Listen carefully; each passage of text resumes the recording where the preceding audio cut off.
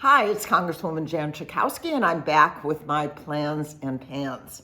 We really got to work on the Energy and Commerce Committee, which I am so happy to serve on. We had 3 hearings. One was a full committee hearing, and it was about American energy. And as one might expect, we saw from the Republicans' defense of fossil fuels and continuing to use them. We on the Democratic side were talking about the technologies that are so important, not only to help lower the cost of energy for families, for consumers, but also to protect our environment, which of course is an existential issue.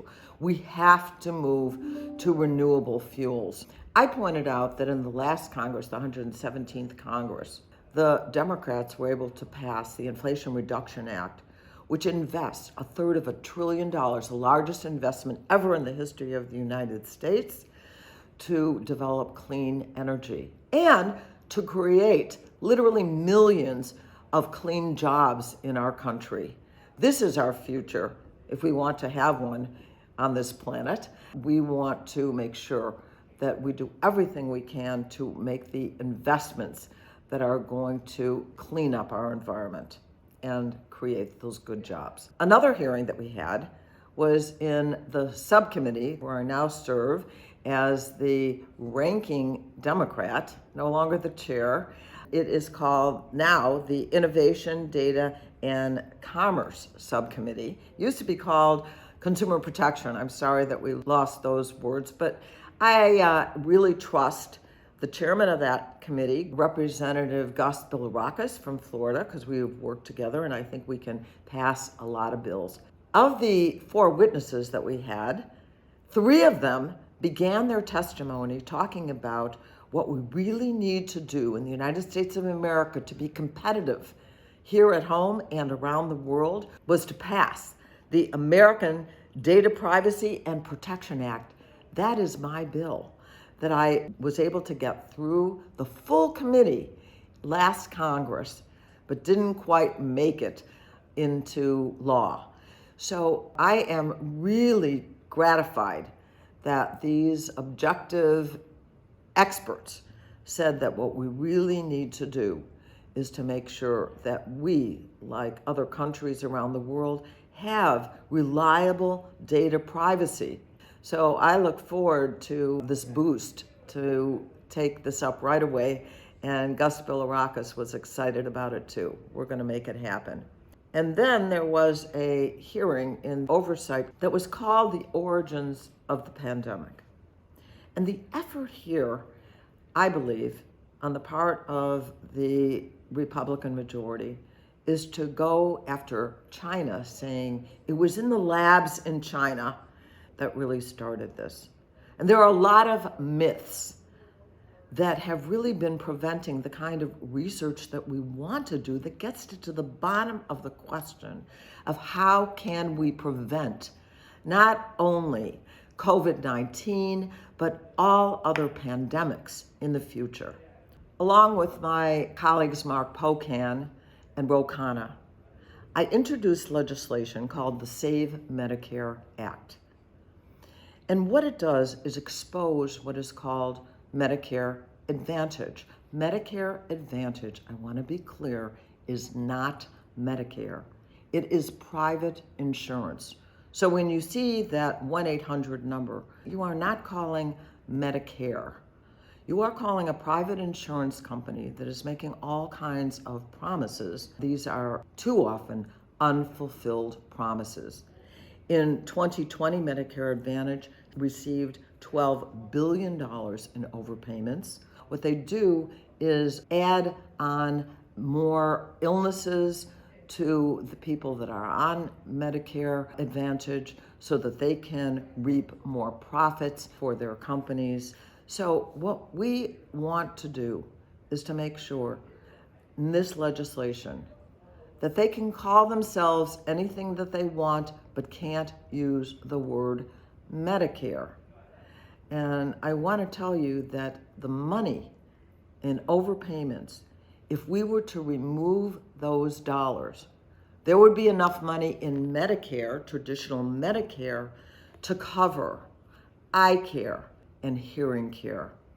And so we want to just raise the alarm. Private insurance has a right to advertise, but they are using the good name of Medicare, the trust that American people have in Medicare, in order to lure people into their private insurance companies. This legislation, the Save Medicare Act, would impose a $100,000 fine for using the word Medicare. This is just a strong word of caution, and I'd be happy to hear from you if you've had a good experience with Medicare Advantage or if you've had a problem. Let me know. I'd like to hear from you. So, February is Black History Month, and it is an opportunity to celebrate our diversity, to honor the great civil rights leaders. I miss my dear friend John Lewis every day. I honor Reverend Jesse Jackson here in Chicago for his work with Dr. Martin Luther King and fighting for his entire adult life for justice for all. But we have a lot of work still to do. I think many of us were shocked by the murder of Tyree Nichols by the police. So the criminal justice system still needs to be focused on.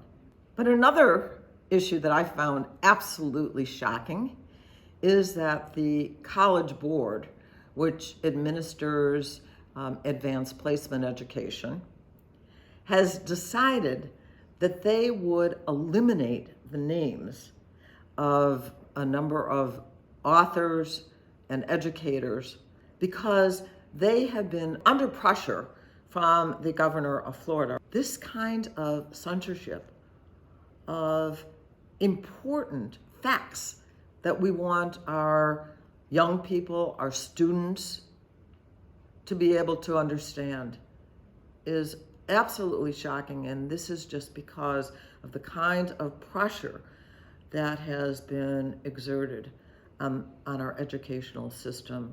I'm very concerned. Black history, yes, queer history, is American history. I was at a press conference with my colleague, Lizzie Fletcher, and a number of the leaders of the fight for reproductive rights. Ensuring women's rights to reproductive freedom was the name of a bill that she introduced, but really what that bill addresses is the right of women to travel in order to get an abortion. Now, this is the United States of America. The very idea of preventing Americans from being able to travel to another state for whatever reason they may choose to do, but particularly to be able to exert their rights to control their own bodies, is extraordinary. And so she introduced that bill, and it passed the House, and the last Congress didn't quite make it past the Senate. And I think that this is something so basic to American rights.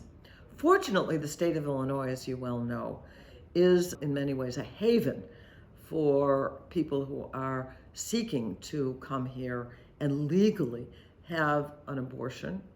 Abortion is health care.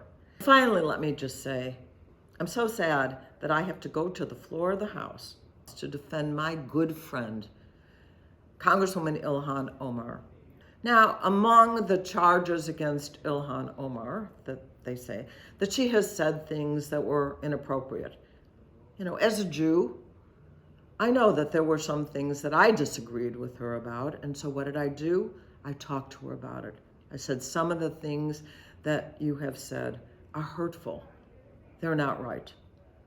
And she has apologized, not just to me, but publicly, for some remarks that could be certainly interpreted as anti-Semitic. She is not an anti-Semite.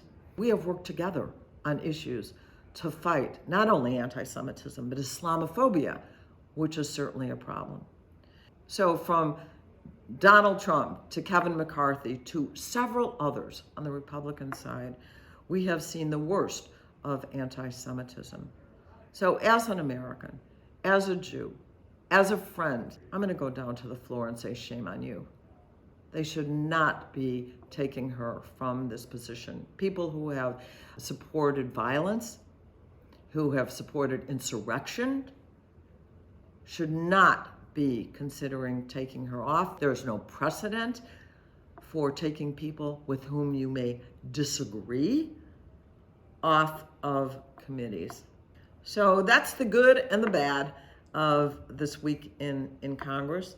I'm optimistic about getting some bipartisan work done. I saw evidence of that in the Energy and Commerce Committee. And then we have also seen some disappointing and really negative actions here in Congress. I think that's what we're going to see going forward, but I will see you next week. My colleagues, I stand before you as a proud Jew and a proud friend and colleague of Ilhan Omar. I don't need any of you to defend me against anti-Semitism. My friend Ilhan Omar, we have worked together to the values that I treasure as an American Jew and that she treasures. Thank you for watching my video. Make sure you subscribe to my YouTube channel and follow me on Instagram, Twitter, and Facebook, where my handle is @Jan Schakowsky.